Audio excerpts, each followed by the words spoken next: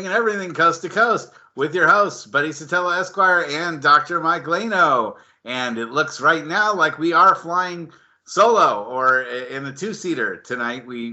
Our expected guest is not here at the moment. If he comes in, we will break in with breaking news with that. But it's just basically you and I in a one-on-one conversation, which hasn't happened in a long time. So there's nothing wrong with that. And I think we can fill out the hour with lots of different things. But we're talking about the 49ers victory, 33-17 over Miami. But you said Jimmy Garoppolo got his ankle broken. He's out for the rest of the season. Or his foot, either his foot or his ankle broken. And yeah, even if they make it to the postseason, it's probably going to be like a 2-month thing for him to recover. So the Niners are now down to Brock Purdy, not Brock Lesnar, but Brock Purdy as their only quarterback. And I don't think there's ever been a team in the history of the NFL that has won a Super Bowl with their third-string quarterback. So that's going to be very interesting. Well, it doesn't look good for California teams. Both the LA Rams and the LA Chargers lost today. And it is mind-boggling that when the LA Rams, the historic, 50s, 60s LA Rams, moved to St. Louis, which was insane, and Los Angeles had no football teams whatsoever, that not only do they get the Rams, but they steal the Chargers from San Diego. I know People still call them the San Diego Chargers. Yeah, they do. Yeah, I still think of them as that. I still call WWE, WWF, like a lot of people once in a while by mistake, because that name is so ridiculous, World Wrestling Entertainment. They don't. What I never understood, what I didn't understand about that, Mike, is why didn't they go back to being the WWWF? Certainly they own the rights to that. Yeah, I wanted to ask, I'll ask George Napolitano, who might be the only one, other than in-house at Titan WWE, why they dropped. I think they just wanted to make it simpler, and I think that occurred around 78. They dropped but it was the Worldwide Wrestling Federation when I shot a couple of times there and did the loop with John Arrizzi, and we went to the TV in Hamburg, and I guess it was Allentown in Pennsylvania. They did 2 different TVs, and then Boston Gardens and Philly Spectrum, and of course Madison Square Garden. But yeah, it was a lot of letters, I guess a little bit wordy, and it was just dropped. It was dropped about the same time Vince McMahon finally, Sr., joined the NWA and went to the meetings in Vegas with, Munchnick, who he was actually friends with, and Vern Gagne, who we had a relationship with. I mean, he knew all those guys. You wouldn't see Vince Jr. going to those historic annual Vegas meetings. Apparently they didn't want him there, too, that once Vince took over, the other guys weren't all that welcoming. Yeah, by that point. But I'm talking the classic 70s NWA. It was kind of a nice surprise. People were happy. I mean, Harley Race. There was that band, the NWA, which, N-word with attitude.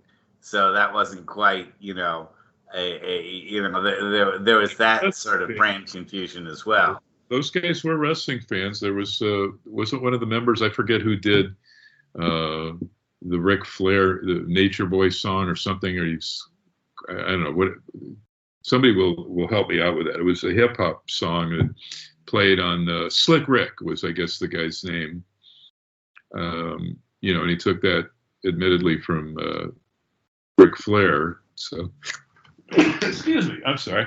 By the way, it looks like your camera may have stopped moving here. Why don't you turn your camera off and turn it back on again and see if it unfreezes? I'm frozen again? Yeah, not that anyone cares, but I'm so used to radio. Yeah, now it's working. Days. Or back. Well, it might be the freezing cold weather out here. Yeah. Weird cold snap. How is the? We finally had rain. We finally had rain here in Northern California. Well, we're all in a drought, but not in a drought is the Northern California wrestling scene. What do you know about the King of the Indies? It sounds like All Pro Wrestling is Marcus Jacobson and the sort of new APW since Roland passed are working. That was their in-house biggest show of the year.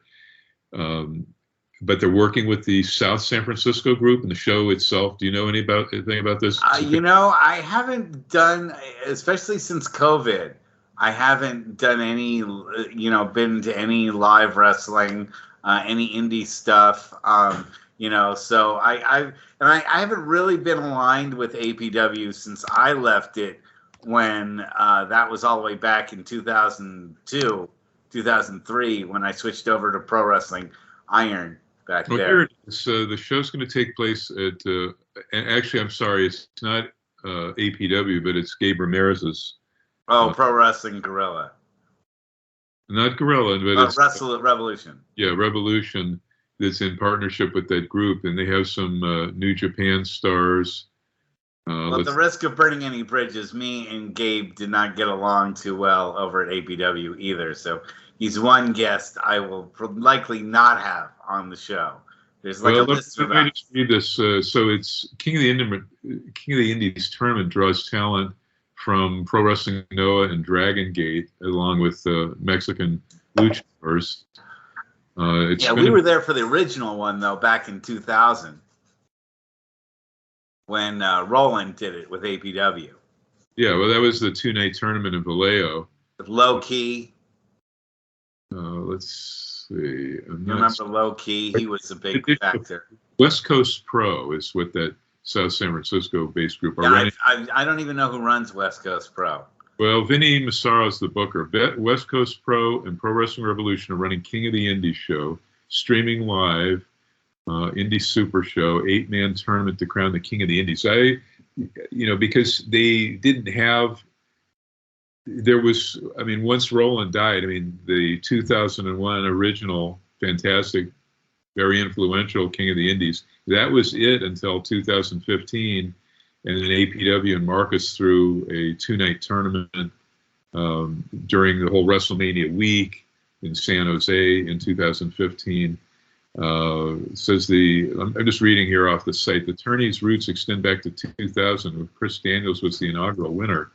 That's not my knowledge. There was King of the Indies was 2001. It was won by Chris American Dragon Brian Danielson over Loki in the final. Christopher Daniels won the first one. There was one in 2000, and then there was one in 2001. Is that a house show, or was it at the not at Vallejo? We did those at the Vallejo over at the that sports complex. Okay, so they haven't had any since the one that I shot. I guess it was 2018 that Dragon Lee won his second one. So it says Dragon Lee's returning, seeking a win for the record third straight time.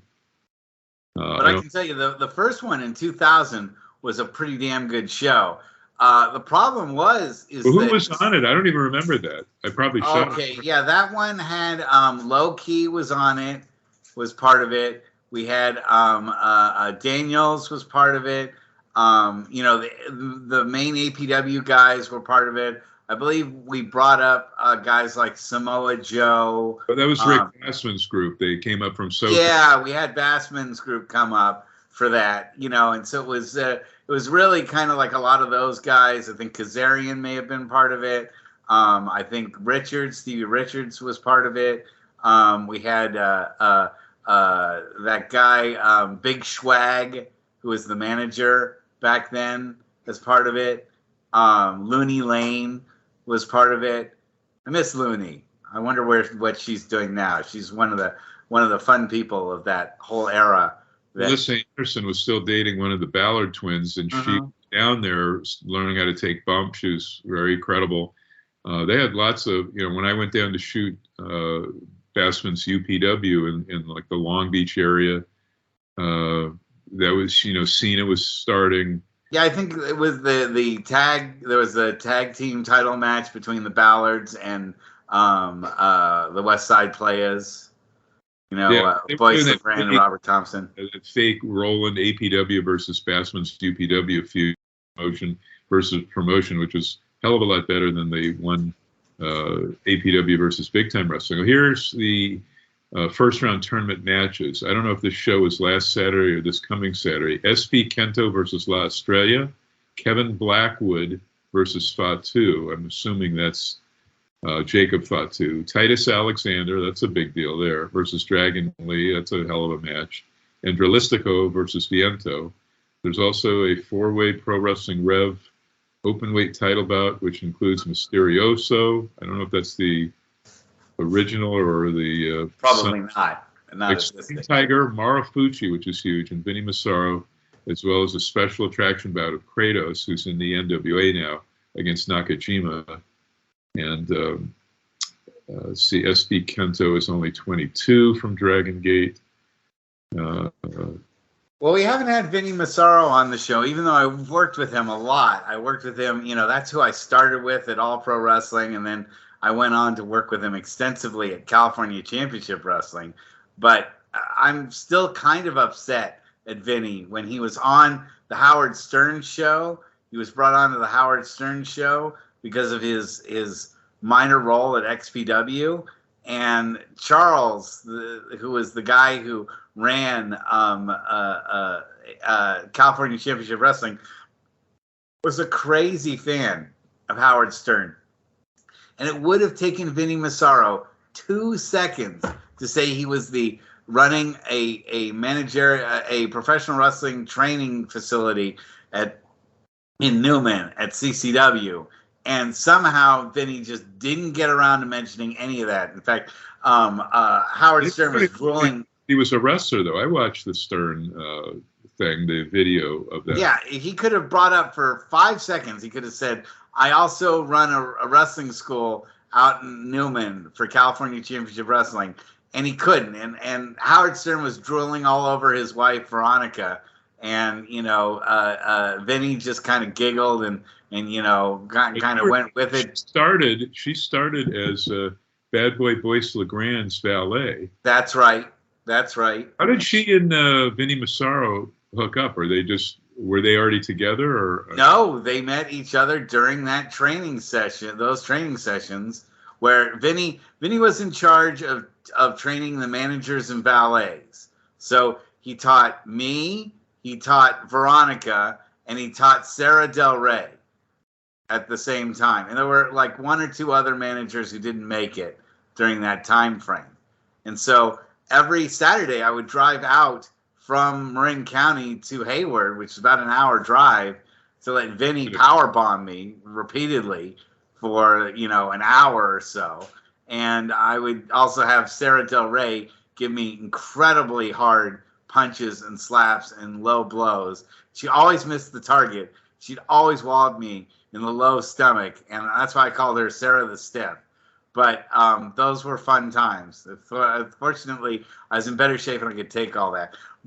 Veronica never really worked out well as a valet or manager. And shortly after being in APW, working with Boyce LeGrand and Mark Smith, she, threw in the towel. She got pregnant from Vinny, and they had a kid, and they got married, and they're still together. So it's been like almost 20 years. Yeah, that's nice. They're a good couple. I mean, the Stern thing was a big deal. It was a shame they couldn't promote West Coast wrestling. California Championship remember Wrestling. what he was there for? He was there for alleged, this was the contest. There were 3 couples. Ugly guy, beautiful wife was the thing, and he ended up winning, or they won as a couple. And I don't know, Vinny just looks like a regular guy. I don't know how he qualified as like a horrifically ugly guy, but those were some great days. If you remember a lot of stuff, I remember before she came in, when Dedrich was a part of that, they had like Cherry Bomb as a valet, and I guess yes, she wrestled. She was. This was a different Cherry Bomb. It wasn't the more famous one. Right. I think now she's the one that breathed fire. She had the ability to like. Yeah, she was a fire eater. Yeah, she was like doing geek acts and stuff. She never really did much wrestling. She took some bumps in a match. She was super nice. I really liked Cherry Bomb. Very nice girl. I don't know whatever happened to her. She was going to school, the APW school, to learn bumps, and she was at that. I guess it was the San Mateo County Fair. They had a huge, big outdoor show that brought up some lucha guys, mostly all APW talent. And she had a match with Melissa, Melissa was trying to carry her, as she would later on a Gabe show. Melissa Anderson tried to carry Lacey Von Erich, Carrie's daughter, who I think is totally out of the business now, which was, a shame. But she had the legacy going and everything. It was kind of a nice story. It would have fit in great with Kevin's two kids who were in MLW, Court Bauer's promotion, Major League Wrestling, which is, kind of an expense. They have to trans them in from Maui, I think is where. I think that's why the King of the Indies really didn't work, because Roland spent a lot of money on flying guys out like Adam Pearce. He had Adam Pearce on the show. Adam was still with the UPW, so I think he drove up from LA. Right, but the second one. Samoa Joe, Keiichi Sakota, Spanky, Brian Kendrick came up. I mean, oh yeah, that's right. Frankie Kazarian and Chris Daniels, they drove up. But you had coming from Florida, the Black Nature Boy, Scoot Andrews. Yes. And Brian Danielson, I don't know if he... I managed Vinnie against Scoot Andrews in the first round of that tournament. And you managed Vinnie against him? Yeah, and Scoot was a good guy. He was fun. Nice guy, really, really nice guy. I don't know why he didn't continue on with wrestling. Loki and I already knew each other, so I had him pose with folks like Brian Alvarez and Daniels and Samoa Joe and Danielson himself, all for group shots before they even let in the fans. But so I can't remember the first King of the Indies in 2000, but obviously I remember the two-night Balea one, the big one with American Dragon Danielson going over Loki. Which would you say was the better of the two? First one. First one, because the second one was the one that had the rebellion. That was the one where there was all the stuff going behind the scenes with Donovan Morgan and with Modest and with Bison and them being offered to go to Noah, and then Roland was blowing that whole Noah connection. And so what had happened, one of the things that happened was that Bison got hurt like about a month earlier wrestling Dalip. He picked him up for a slam and he really hurt his shoulder. He dislocated his shoulder. And Bison had to go to the emergency room and get his shoulder looked at. And when he came back, he said, "Hey, Roland, are you going to pay for the emergency room visit that I had to have because of this whole thing with Dalip?" And Roland refused to pay. Yeah. And Bison, and this was all when Roland was trying to get his 10% out of Bison and Donovan and Modest for being part of Noah. He was trying to cut in 10% of their pay anyway. And, I had a long talk with Mark, and he was like, "Look, if I have to pay all these expenses myself, screw Roland and his desire to get 10% out of me. I'm getting hurt on a light show, with no audience basically, or an audience of just the garage. And I could be at Noah, wrestling in front of 10, 20,000 people." And Dalip was later to be the Great Khali in WWE, was, clumsy. He really, yes. It was more like the freak show. I think they even brought him in. He was a weightlifter. And so he really didn't, unlike a lot of other, guys who had real combat experience, martial arts experience, Dalip never knew how to fight in the ring. He never had any ability to really know how to do any of the moves. And of course, that led to him, unfortunately, killing Brian Ong in that incident. That I'm really surprised that Dark Side of the Ring hasn't done a show about the Dalip Brian Ong situation. I was just interviewed by our friend Javier Ost, who asked me about a lot of what happened with the Dalip situation. And I wasn't there for the actual accident that cost Brian Ong his life. But I did have a number of things to say about it. And I'll even say them here because, why not? This is my podcast. But I was actually named in the lawsuit that the Ongs filed initially against APW and Roland Alexander. And once they knew that I actually didn't have a financial stake. Everybody that's part of the group? Is that what the attorneys advise on the... Yeah. Yeah. And as you remember, that APW didn't really exist as an entity. It was Pacific Coast Sports. That was the That was the original name, and then I guess the secondary fictitious name was All Pro Wrestling. Right. But everything was filed under Pacific Coast Sports, and the actual company was Pacific Coast Sports. I forget, because I attended the trial, most all of it. You know, it was like, at least I was there for 5 days of it. And remember, I think I told you that Roland was up there cutting promos, and like the judge was scratching his head. He's asked to answer a question, and he goes into this long thing of claiming he babysat The Rock. Dwayne Johnson was Rocky and was, you know, in the ring at the Cow Palace, and some other stuff that I know was not true. That, you know, he would. Everybody sort of embellishes in wrestling, and it always pained me when Roland would bring out those old lies to students. But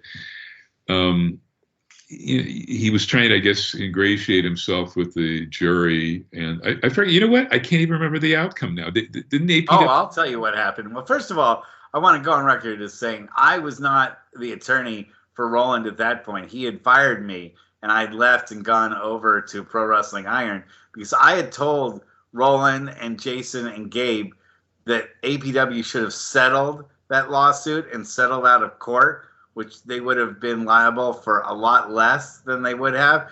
The verdict was for $2.2 million, and they did find that Ong was 70% liable for his own injuries, and that APW was liable for 30%. That still came... How do you figure that? I'll tell you why. Because Ong had lied about his background in fighting. He had been kicked out of a number of karate tournaments because he had suffered 5 previous concussions before going into school at APW as a wrestler.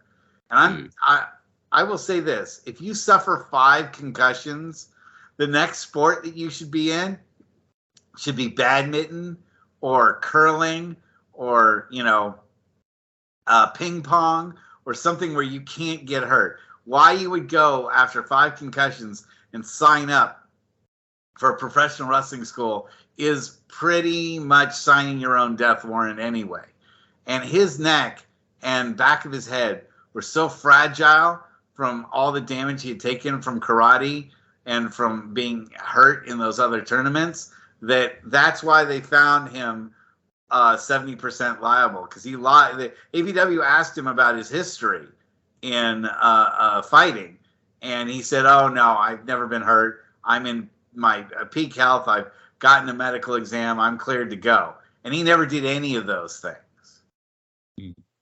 But so they might have come during the sentencing. I wasn't there for the sentencing. I was just for when Roland was on the stand. You know, well, sentencing is not the right term because it's it wasn't a criminal trial.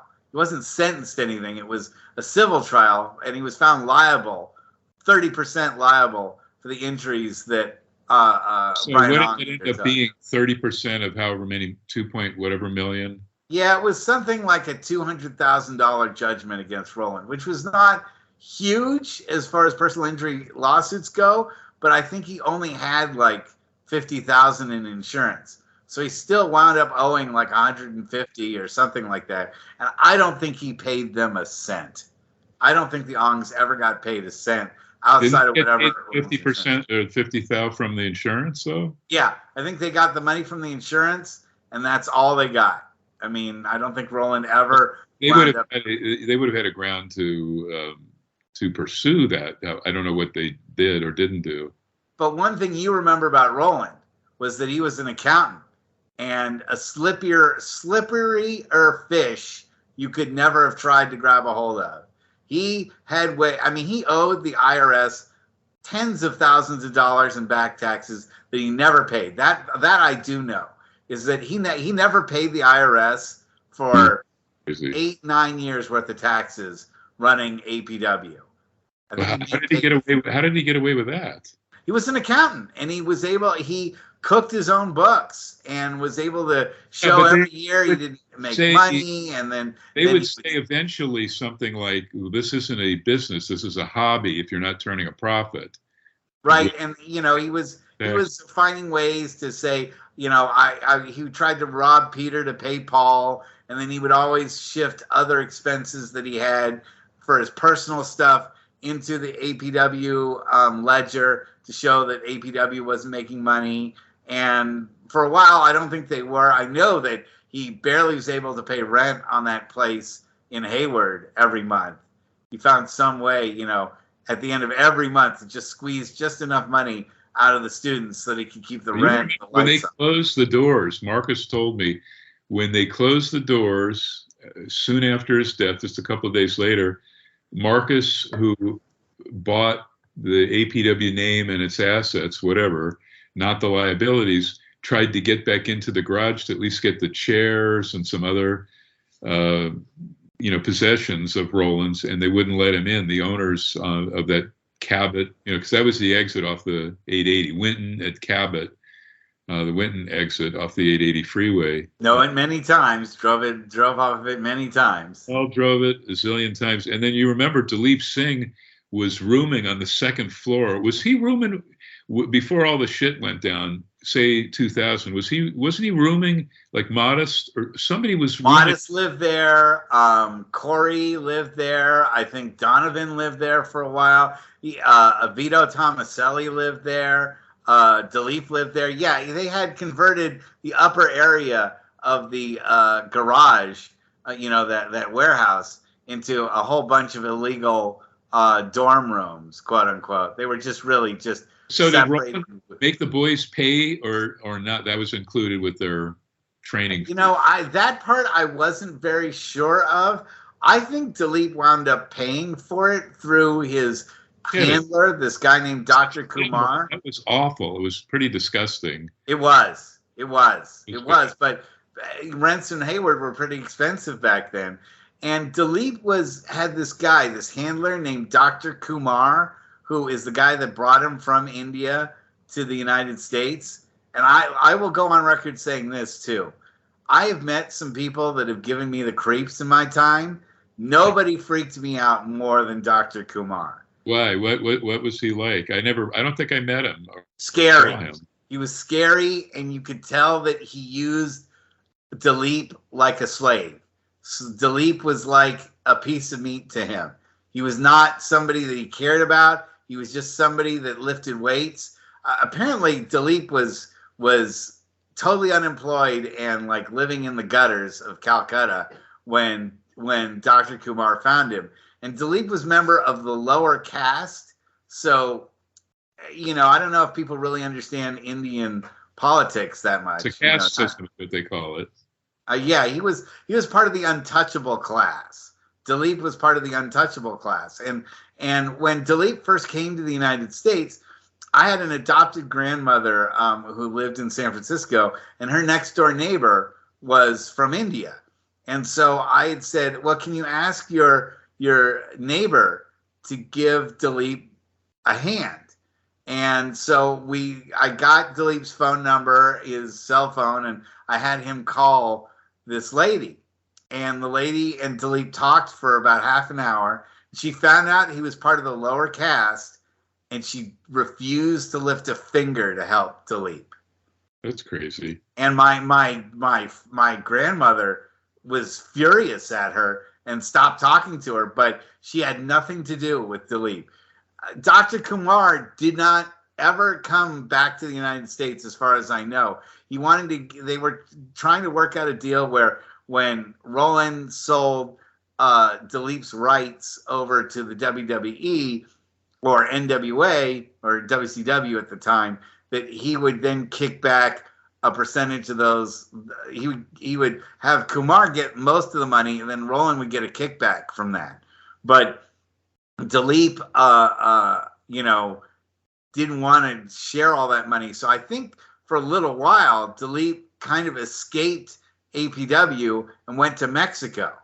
He was part of Triple He was in Mexico. Yeah, he was with I think it was CMLL or Yeah, CMLL. Thank you. I was trying to remember. Was that? and they had to deal with New Japan, and but he was sent to like a worked, not shoot, but a worked MMA group for one of those January 1st or New Year's Eve shows, and it was like a freak show where they had 600-pound guys and big tall guys, guys with little experience in wrestling, and he kind of finessed. And we're talking when we say Dalip Singh, we're talking about the Great Khali, who eventually have great success, even though he's a shitty wrestler, even for WWE level at that point. Just a big, but he was a nice guy. I felt badly. Yeah, he was really just a pawn. Until he finally made money in the WWE, he was just somebody that other people like Dr. Kumar and Roland and the other feds that he was at just shopped him around like he was a piece of meat. No, but I'm not even sure that when he came to California, I'm not sure he even could read. I think he was learning how to read when he first came, and he didn't speak any English. And he was just dropped off there by Dr. Kumar. Dr. Kumar just like dropped him off there, and then every couple of weeks, once a week, this taxi driver would come in, another guy who spoke only Hindi, and would pick Dalip up, and they would go shopping for food and clothes and other items that Dalip needed, and then they would drop him back off at the gym. And for a long time, I mean, Dalip just sat there by himself in that one room, which we think is awful, but apparently, according to Dalip, it was like 1,000,000 times better than where he was staying in India. So that's gotta tell you. That's one thing we think about. We think about, oh man, that's a terrible place to live in California. But when you think about like bad places in California, our worst places are better than some of the best places. The bathroom up the second floor. You remember they would let fans up there. That was the Crow's Nest. Yes. Like Olympic Auditorium. They would let fans up there when the gym wars were usually always packed. But the bathroom up there, I don't even think was plumbed legally. And it was always pretty awful. The main bathroom was downstairs. There weren't that many bathrooms for all those. Yeah, I was going to say the other bathroom was around the corner where people just pee on the side of the building during those light shows. So. Well, Roland's office, you go out, make a hard left, go like you're going towards the ring, and that's where the bathroom was. And it was weird because they'd have to close off the curtain or they'd see all the heels and faces conglomerating in that. Yeah, going over their show, and kayfabe still lived back then. So, yeah, you didn't want to see all that happening. Not much, but it was, and I remember too, Dalip when he first started, he was the heel managed by Deadrich, and then who was the female? That wasn't the who became. No, that was Kid Chrome's girlfriend, Miss TNA. Okay. Tina something. There's so many guys that walk through the APW doors, great guys, and not just like the originals, like the Cole brothers or folks like that. Super Diablo, who was there, and obviously many of the other guys. But I'm trying to think. There was so many, and the African American kid that ended up with you in Iron. He kind of debuted in Darnell Taylor. Apollo Khan. The one that passed away. Virgil Flynn. Yeah, he had some great matches at the gym. Oh, Virgil was such a nice guy. If you'd given me a list of 1,000 people that I thought would die before I did, I wouldn't have even put him on that list. There's no way I would have thought that he would die before he was. What was the cause of death? He had a heart attack or something? He was a stroke. Was a stroke due to like it was a stroke due to blood vessels in his brain hemorrhaging, but it wasn't because of a hit or concussions.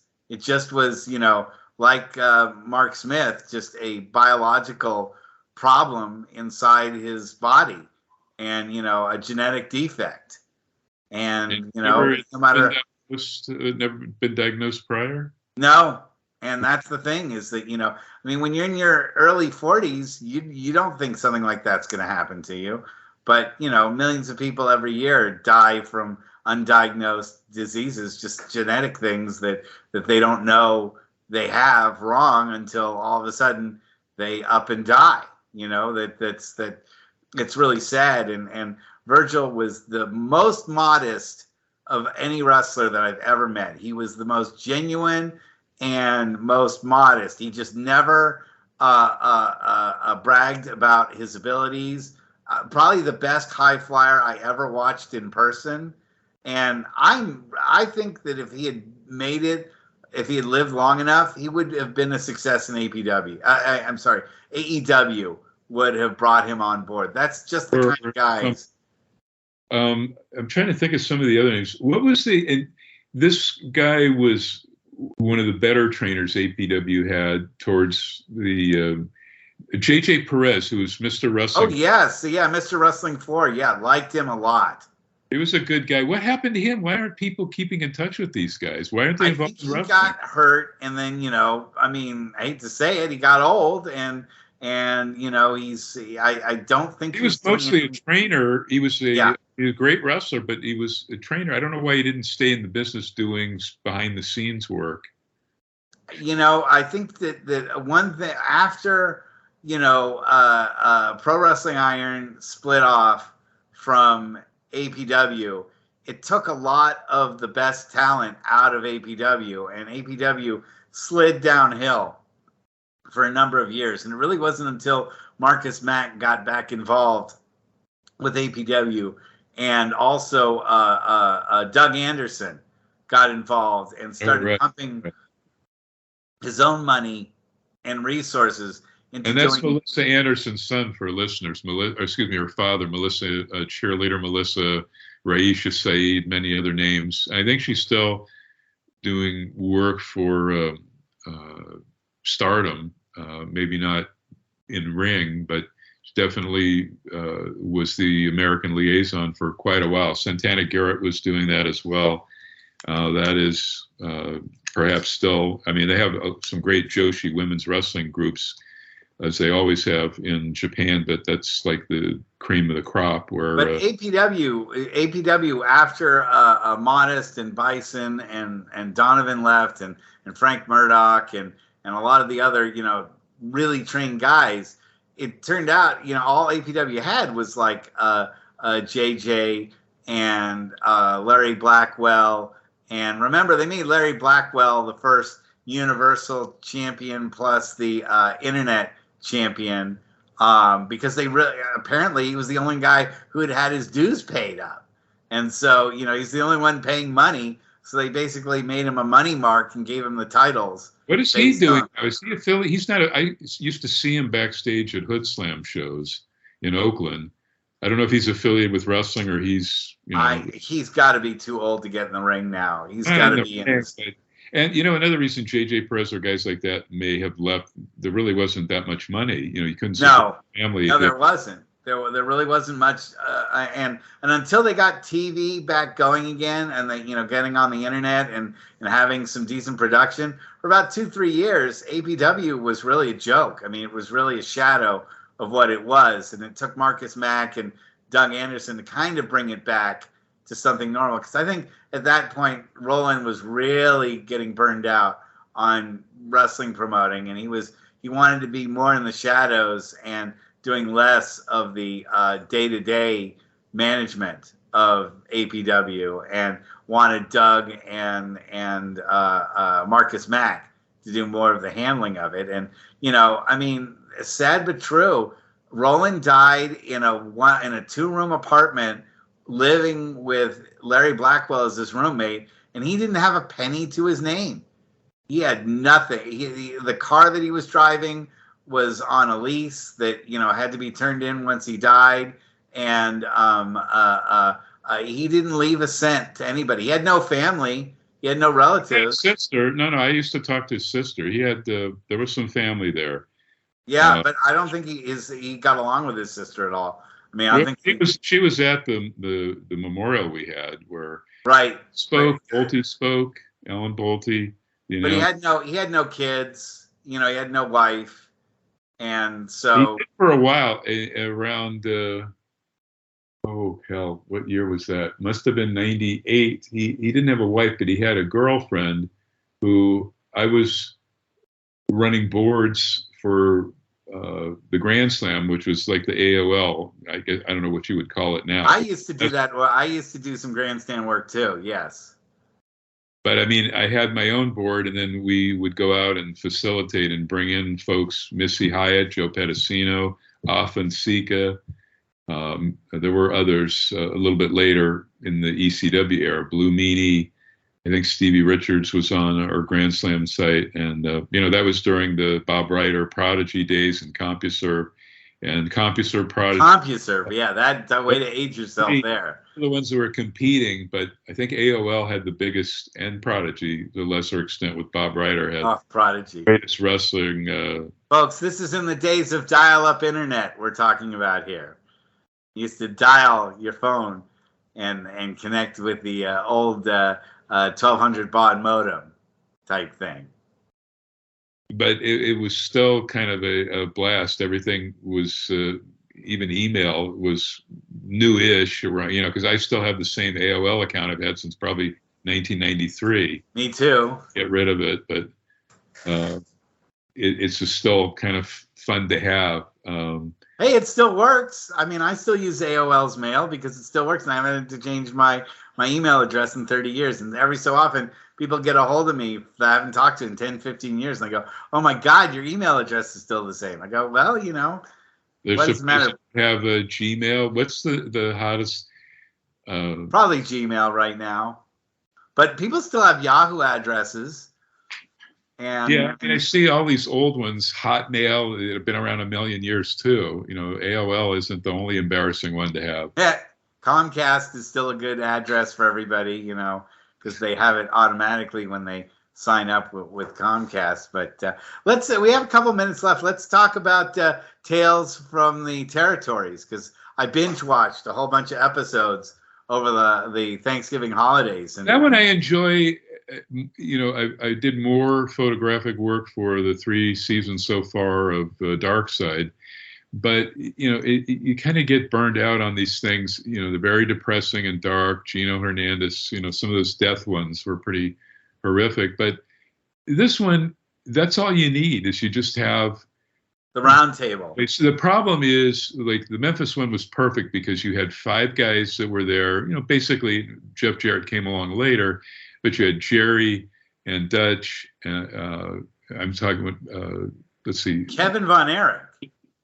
But the other ones have suffered because a lot of the folks they either couldn't get, or let's take the AWA one. I mean, you had different eras. If you would have stayed with all 70s guys, it's a bit rough because the glory days were the 60s and 70s, but like hardly anybody's alive or could. And I think you'd have is Brinsell and Greg for that. And then some of the other ones, the real Hawaiian promotion that they really should have focused on, not so much. Polynesian Pro was the Ed Francis Lord Blears days when you had like really tremendous cards that were insane. Like, yeah, but that fed no one is around anymore for that one. But I like the AWA one because that was the first time in my life where I'd seen Ken Patera interviewed about the Saito McDonald's incident. He's done a lot of shoot tapes. See if you. I don't know if like Feinstein's RF video shoot tapes are now free years later after he did them, but Patera's talked about that at length. That's why. Yeah, but this time everybody that was at the round table called him on it. I mean, he lied. I mean, I like Ken Patera overall as a guy, but he was lying about saying that some weird college student came out there and threw that boulder through the window. I don't know if he told the cops at the time. Yeah, that's what he said or at least that's what he said, on the show. And they all looked at him sideways and said, who out there is strong enough to pick up a 35-pound boulder and hurl it through a window? Yeah, that's pretty kind of pokes a hole in his story. Oh yeah, there's only so many people out there that could do that. Yeah, the Florida one was good. You had guys more of the same era that could relate and really recall that stuff, instead of folks like DDP and Medusa hearing about some of those things for the first time, because they just weren't there. You know, they were there towards the really horrific end of I don't know.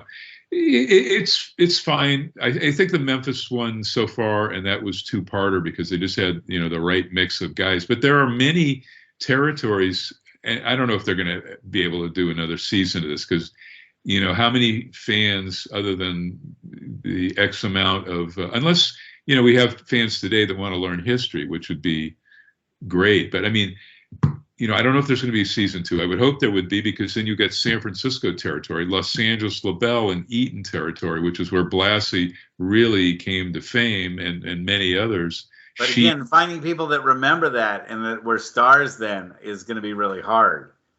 Yeah, you got to have the boys. You can't have office workers. You know, the Toronto territory, the Detroit territory, and then you could, you know, I don't know. You could St. Louis. They did not talk about St. Louis yet.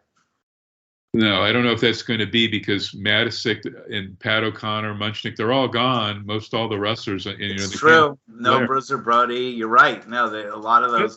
And if they were doing St. Louis, the guys that are alive, I would have, say, Flair. You know, in an ideal world, they're not going to get Flair. They're not going to pay him all that money. But Flair, Patera, who worked a lot at St. Louis, Hogan, who was there during the Matisic days, not the classic Munchnick days. You know, really, with the loss of Reggie Parks, who worked a ton, you know, he died at Cauliflower Alley last year, getting COVID there, according to him.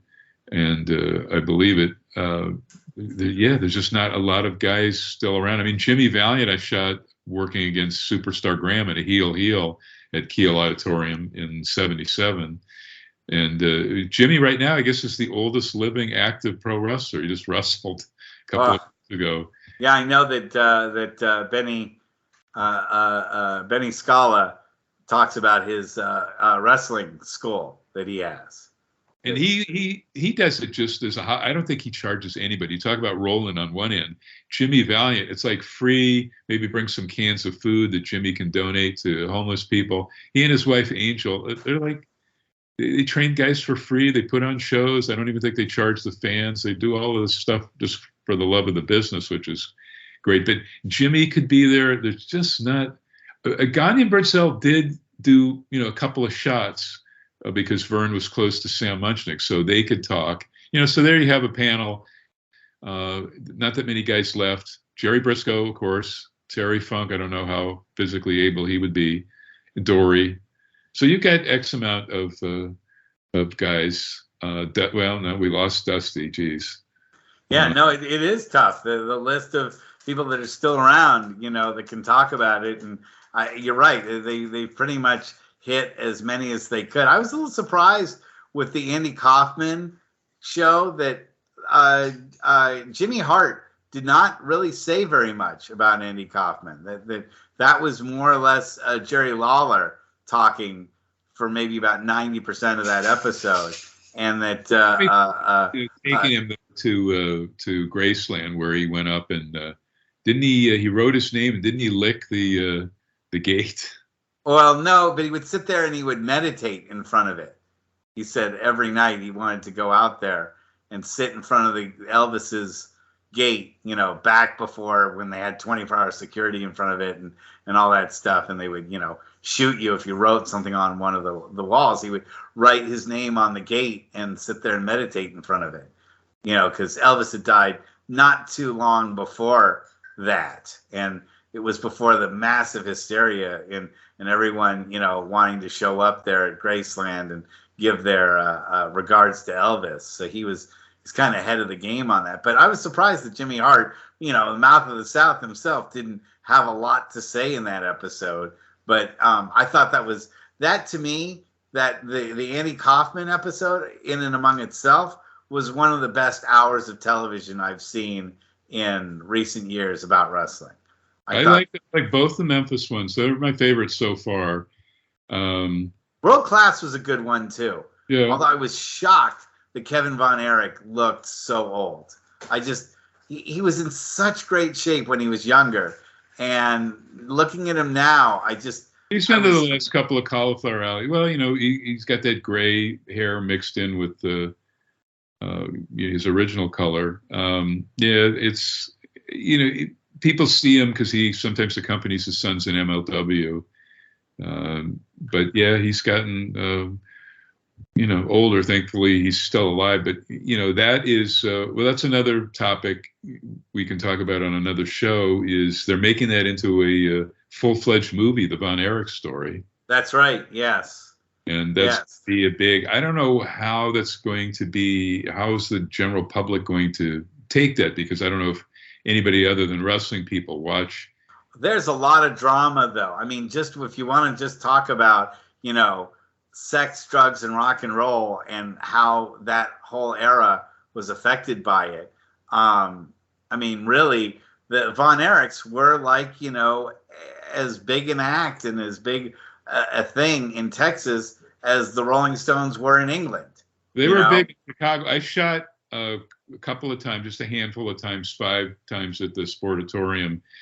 And I won't say which brothers, but during intermission and stuff, they were selling pot to some fans. There were 2 of the brothers, Jack's kids, and this had to have been 77. And but what a wonderful venue that was. It was Raz, but it was like a county fair indoors. You could smell those whatever those cakes are called that they sell at county fair.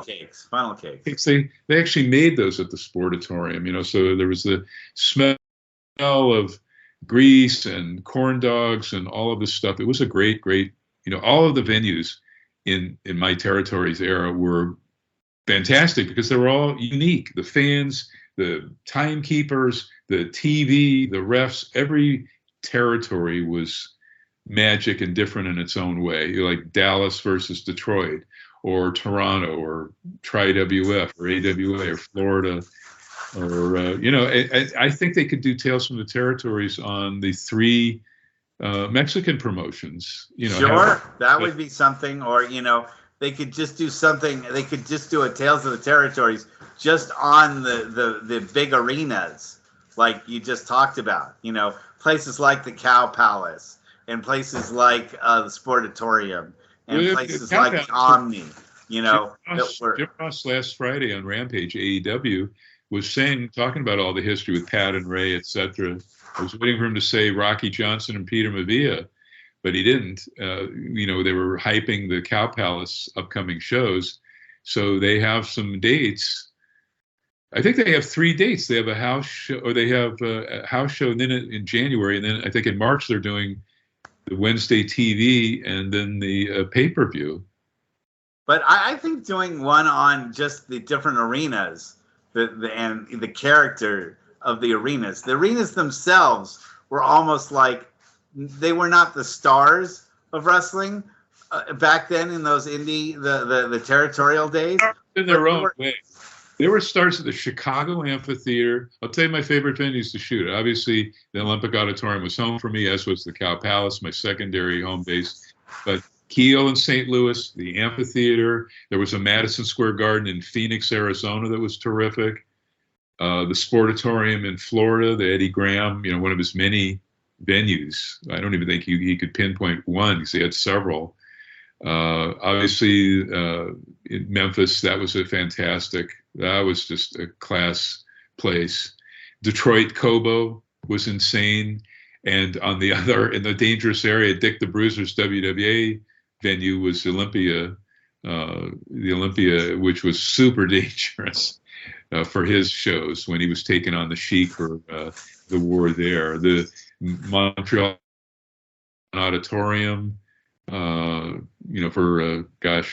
was a territory war there. They should do one on territory wars. I suggested to them Montreal, Detroit, Atlanta, even Los Angeles, where Vern Gagne came in '69, partnering up with Jack Kent Cooke, who owned the LA Forum. He owned the Lakers and the Kings franchises, and he tried to take on LaBelle and the NWA Hollywood wrestling office, and he only put on 2 shows and fizzled. But that's the thing that killed me. And then I think we're running out of time here. Greg Gagne was talking about, Vern would never disrespect someone's territory boundary, and I'm just screaming at the TV. Well, maybe he never told his kid, but Greg exactly. In '69, Verne did. He tried to take on and battle for supremacy in Los Angeles. He had two amazing shows. The first one had Verne defending against Bruiser, and Larry Hennig took on Lou Thez. And the Vachons wrestled. They were the tag champs at the time, and they defended the tag titles. I forget against who. But they had two primo cards, but they couldn't draw a dent. I mean, the Olympic Auditorium, Munchik was not only came in his only time ever in Los Angeles during this war, but he was having all the territories send in matches. One of the opening matches advertised was in taking on, because they were on Friday nights and Gagne was on, when he did his two shows, they were Saturday at the Forum. So at the Olympic, the opening match, Don Leo Jonathan and King Curtis against Pat and Ray in the opener. It doesn't get bigger than that. And on top was like Dory Funk Jr., Moskowitz and a hair versus Mask against Bull Ramus. Isn't that the picture that you have behind you? That's one of them. That's not that particular one, but that was one of the Moskowitz, because that match didn't end up. That was advertised on the war against Gagne, but it didn't happen. And also on that card, they had Ernie Ladd advertised going against Pedro Morales, and that match, neither guy showed up for that. But still, they were selling out, and Gagne tucked his tail between his legs. Yeah, there were matches that were advertising, insane matches, and then not all of them happened. That's the magic of cards subject to change. Those are maybe the most magical phrase words in professional wrestling, is that cards subject to change. Only in wrestling, because I don't think you seldom see that. You don't see that with real sports, cards subject to change. Maybe only boxing. I don't know, where can you make a substitution and get away with it? It happens in MMA every so often too. Well, it happens, but I don't think they go card subject to change. And usually fans know in advance, and they give you the option of, saying, I don't want to see this show, give you your money back. It's different now with the internet. People can tell ahead of time that guys aren't going to be able to make the show. Well, in wrestling, though, I think is the only, I can't think of any other entertainment avenue where guys could double book themselves. Yeah, that is definitely a relic of the past. That doesn't happen too much these days, because, again, people are smart enough with the internet. Well, the one guy from the Good Brothers was supposed to, Carl Anderson, defend his title, whatever the title was, for New Japan, but instead he was booked for the Saudi show, and he was double booked, and he told New Japan, I'm not going to make it, and they were furious. They said they'd strip him of the title and blah, blah, blah, but he is coming in to do the job and drop the title since he's signed full-time. He can't do that. Why don't we talk the next time we're up? Let's whoever we have, maybe not with Hollywood next week, but talk more about Tales from the Territories and how it differs from Dark Side of the Ring. It's a positive. You can't lose when you have the boys just talk about old ribs, or if you were talking like the Montreal, the birth of the Mabel stories. That's a whole nother. Yeah, but if you don't like stories about people getting their eyes gouged out, then you probably shouldn't watch Tales from the Territories. Boy, I thought just one story about a guy getting his eye gouged out would be enough. But there's like 3 stories that they've got from the different territories about guys getting their eyes poked out. Florida, Memphis, hilarious. And world class. Stuff though with Mad Dog Vachon and the AWA was pretty incredible. I can't recall hearing the story of him having to take that dump on the airplane with Heenan holding the bag, or I forget who was holding the bag. Yeah, Heenan had to deal with that. Wow, that was really something. Well, so yeah, I guess with that's our hour for this week. Anything you want to plug at all, or tell the fans that they should be checking out, while you have the forum here? Well, support indie wrestling. Go to evanginsberg.com. He has his blog going. I'm going to be probably working with him on some defense against bullshit. Only in wrestling do people try to destroy each other and make up bullshit or take second or third hand stuff. So there's that. Just support indie wrestling. And hey, Jonathan Schwartz gives our show a shout out in his most recent wrestling court Slam on, yeah, in his Slam. Yes, slamwrestling.net. I was one of the early writer photographers when Greg Oliver got that going, and I was there for a couple of years. And I still contribute pieces. I just had an obit on Bob Mulrenan on there, and Doris DeQuatro mentioned him as well in it. So what about yourself? Do you have some stuff to plug? I got to tell you this. I'm just really looking forward to having Hollywood on next week. She hasn't been on the show for almost a year. She's one of the great guests, so I'm going to tell fans to, get your fingers ready to click on that one when we get it uploaded next Sunday night. And it was great to have you on the show, just for you and me chatting about some stuff. We haven't really had a chance to do that in a while, so that was kind of fun. So, but we're out of time for this week, and sorry that our guest didn't make it this week. We'll find a way to book Nikita on the show sometime in the future. He's always been a fun guy to have, but just something must have come up this week that we couldn't find him. So, again, hard subject to change. Have a great holiday season, too. It's holiday season all month long. That's right. So everyone, find a good charity, make some donations. If you can go see a show, a lot of places are doing holiday shows for charity. Bring a toy or something like that, and they'll donate it to a local charity. So I remember APW doing that for a number of years. That was always really fun. And then for CCW, we once did one angle where I came in as an attorney to try to stop the toys from being donated, and then the Reno Scum came in and chased me off and took all the toys and threw them into the audience to the kids, and it was really a lot of fun. So, I kind of missed that sort of shtick. It was fun doing during the holidays. So. The indies are where it's at. Yeah, so just try to help people, because now it's the toughest time of the year health-wise. Hospitals are getting full again with all the viruses and stuff. So be kind to each other. Try to help each other. It's the holidays. Some people are having it rough. And try to help a senior and a little kid out, too, at the same time if you can. I agree completely. All right. Well, we'll see you next week for the return of Hollywood, and we'll see everyone next week. Good night, everybody. Good night, guys.